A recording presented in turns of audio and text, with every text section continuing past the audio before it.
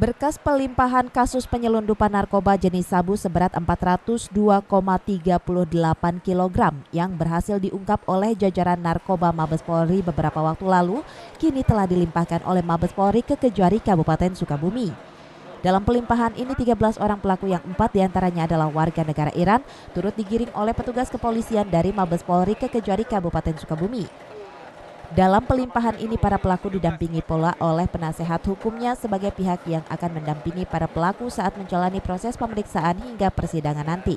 Kami sebagai penasihat hukum tentu akan melihat dari proses-proses hukum itu bagaimana caranya peran dan juga kondisi dan keadaan, ya. Undang-undang telah mengatakan bahwa 3 hal, ya, mati, seumur hidup atau 20 tahun. Tapi kita lihat juga bagi para tersangka-tersangka tersebut, bagaimana caranya melakukan hal itu dan kemana arahnya itu dan siapa yang mengarahkan itu. Tentu akan dilihat pertimbangan-pertimbangan hukum itu juga. Seperti diberitakan sebelumnya, Satuan Tugas Khusus Merah Putih Mabes Polri menangkap 13 orang pelaku penyelundupan narkoba jenis sabu jaringan internasional seberat 402,38 kg dari sebuah gudang di kawasan perumahan mewah di wilayah Desa Sukaraja, Kabupaten Sukabumi.